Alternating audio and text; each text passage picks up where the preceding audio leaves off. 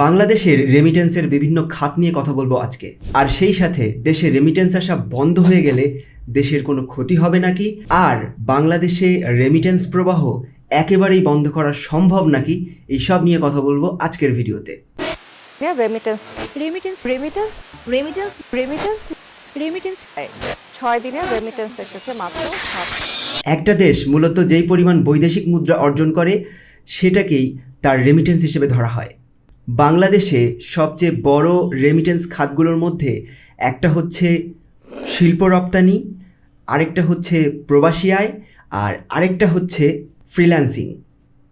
পরিসংখ্যান বলছে শিল্প রপ্তানিতে বাংলাদেশ 400 থেকে 500 কোটি মার্কিন ডলার ইনকাম করে থাকে, আর প্রবাসী আয়ের ক্ষেত্রে এই পরিসংখ্যানটা প্রায় 250 কোটি মার্কিন ডলারের কাছাকাছি। কখনো কিছুটা কম হয়, কখনো কিছুটা বেশিও হয়। আর 2023 সালের এক প্রতিবেদনে দেখানো হয় বাংলাদেশের প্রায় 10.5 লাখ ফ্রিল্যান্সার 100 কোটি মার্কিন ডলারের মতো রেমিটেন্স দেশে নিয়ে আসে। এইবারে শিল্প রপ্তানির ক্ষেত্রে যেই ডলারটা আমাদের দেশে আসে বা যেই রেমিটেন্সটা আমাদের দেশ পায়, সেটার ক্ষেত্রে আবার কিছুটা ব্যাপার আছে। যেমন ধরেন, রপ্তানি করে রেমিটেন্স আয় হচ্ছে, কিন্তু আমাদের তো আমদানিও করতে হয়। যেই সব জিনিস রপ্তানি করা হচ্ছে ওই সব জিনিসের ক্ষেত্রে অনেক ক্ষেত্রে কাঁচামাল আমদানি করতে হয়। সেক্ষেত্রে ওই 400 বা 500 কোটি মার্কিন ডলার ওই হিসাবটা আসলে ওই রকম থাকে না। অনেক ক্ষেত্রে ওটা কমে যায়, কারণ আমদানি আর রপ্তানির একটা ডিফারেন্স যখন আমরা করতে পারি তখন দেখি যে না, আসলে ওই 400-500 কোটি ডলার কিন্তু নিট আমাদের কাছে তখন মাস শেষে আর থাকে না। তবে দুইটা আয় আমাদের দেশে একেবারে নিট আসে, এর কোনো খরচ নেই বা অন্য কোনো পদ্ধতিতে এখান থেকে কোনো ডলার, একটা সিঙ্গেল ডলার অন্য কোথাও যায় না। সেটা হচ্ছে প্রবাসী আয়, আরেকটা হচ্ছে ফ্রিল্যান্সিং। প্রবাসী আয়ের ক্ষেত্রে প্রবাসী যারা আছেন, বাংলাদেশি প্রবাসী ভাই বোন যারা থাকেন, তারা যেই ইনকামটা করেন যেই দেশ থেকেই হোক, সেই ইনকামটা যখন আমাদের দেশে চলে আসে, সেই ইনকামটা যখন তারা তাদের পরিবারের কাছে পাঠান, সেই ইনকামটা যখন তারা বাংলাদেশে পাঠান, তখন সেইটা বাংলাদেশের রেমিটেন্স হিসেবে জমা হয়। হয়তোবা ওইখান থেকেও আমদানি ব্যয় মেটাতে হয়, কিন্তু ওই প্রবাসী ওইখান থেকে কিন্তু তার $1 খরচ করেন না। একইভাবে ফ্রিল্যান্সারদের ক্ষেত্রেও আপনি চিন্তা করে দেখেন, একজন ফ্রিল্যান্সার সে যেই ইনকামটা করছে সেইটা বাংলাদেশে রেমিটেন্স হিসেবে আসছে, সেই খুব বেশি হলে মাঝে মধ্যে এটা সেটার সফটওয়্যার বা ফেসবুকের অ্যাডের বা এরকম ধরনের 2-1 বিল টিল দেয়। তাই ছাড়া কিন্তু বাইরে খুব বেশি ডলার তাদের পাঠানো দরকার হয় না। শুধুমাত্র যারা শিল্প বা বাণিজ্যের সাথে যারা জড়িত, তারা যে রেমিটেন্সটা নিয়ে আসেন সেইখান থেকে তারা নিজেরাই আবার খরচ করেন। তো সেই ক্ষেত্রে দেখা যায় প্রবাসী আয় এবং ফ্রিল্যান্সিং আয়, এই দুইটা আয় একেবারে 250 কোটি ডলার যেটা হচ্ছে প্রবাসীদের আয়, আর প্রায় 100 কোটি ডলার মতো যেটা ফ্রিল্যান্সারদের আয়, এই দুইটা কিন্তু একেবারে ওই রকমভাবেই আমাদের কাছে জমা থাকে বা ওই রকমভাবেই আমাদের কেন্দ্রীয় ব্যাংক পায়।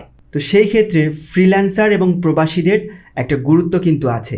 ইদানিংকালে শোনা যাচ্ছে অনেকেই রেমিটেন্স বয়কট করতে চাচ্ছেন বা রেমিটেন্স দেশে পাঠাবেন না, দেশে আনবেন না, এরকম ধরনের কথাবার্তা বলছেন।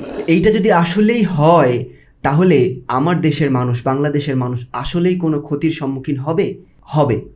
দেশের মানুষের মারাত্মক ক্ষতি হতে পারে। কি ধরনের ক্ষতি হতে পারে? নিত্যপণ্যের দাম বেড়ে যেতে পারে, কারণ আমাদের যেই জিনিসপত্রগুলো বাইরে থেকে আমদানি করতে হয় সেই আমদানি করা সম্ভব হবে না। আমাদের প্রত্যেকটা সেক্টরে খরচ বৃদ্ধি পাবে। আমাদের যাতায়াত খরচ থেকে শুরু করে আমাদের নিত্য প্রয়োজনীয় খাদ্যপণ্য সব কিছুর খরচ আকাশ ছোঁয়া হয়ে যেতে পারে। প্রয়োজনীয় জিনিস আমরা হয়তো হাতের নাগালে পাবোই না। অনেক ক্ষেত্রে ঔষধপত্রও আমাদের জন্য খুব একটা বড় কারণ হয়ে দাঁড়াবে, আমরা ঔষধপত্রও হয়তো পাবো না ঠিক মতো, এরকমও হতে পারে। তবে একটা কথা না বললেই নয়, সেটা হচ্ছে রেমিটেন্স যদি বন্ধ করে দেওয়া হয় বা রেমিটেন্স যদি কেউ না পাঠাতে চায় বা না পাঠায় আলটিমেটলি, তাহলে দেশ কিন্তু একেবারে ধ্বংস হয়ে যাবে না। একটা দেশের অর্থনীতির অনেকগুলো পিলার থাকে, রেমিটেন্স হচ্ছে তার মধ্যে সবচেয়ে গুরুত্বপূর্ণ পিলার। এই রেমিটেন্স প্রবাহ যদি বন্ধ করে দেওয়া হয়, তাহলে ওই একটা পিলারে প্রচণ্ড পরিমাণে ধাক্কা লাগবে, ওই একটা পিলার হয়তো ভেঙে যাবে, কিন্তু বাকি অন্য যে পিলারগুলো আছে সেইগুলো দিয়ে দেশের অর্থনীতির চাকা ঠিক চলবে, কিন্তু আসলে যেমনটা চলার কথা ছিল ওই রকমভাবে কিন্তু চলবে না। সবশেষে রেমিটেন্স প্রবাহ আসলেই বন্ধ করা সম্ভব নাকি, এই বিষয়ে একটু দেখি। দেখেন, রেমিটেন্স প্রবাহ, যারা প্রবাসী আছেন তারা হয়তো বলছেন যে রেমিটেন্স পাঠাবেন না, অনেকেই পাঠাচ্ছেনও না হয়তোবা। তাই বলে রেমিটেন্স প্রবাহ কিন্তু একেবারে বন্ধ করা সম্ভব না বাংলাদেশ থেকে। তার কারণ যারা রপ্তানি করেন তারা কিন্তু রেমিটেন্স নিয়ে আসছেন বাংলাদেশে। তবে এইখানে আরেকটা সমস্যা আছে, বাংলাদেশের অনেক শিল্প প্রতিষ্ঠান তারা কিন্তু এই রপ্তানির যে আয়টা তাদের হয়, রেমিটেন্স হয়, এটা কিন্তু তারা বাইরের অন্য দেশের ব্যাংকে জমা রাখে বা বিভিন্ন সিস্টেম করে আর কি।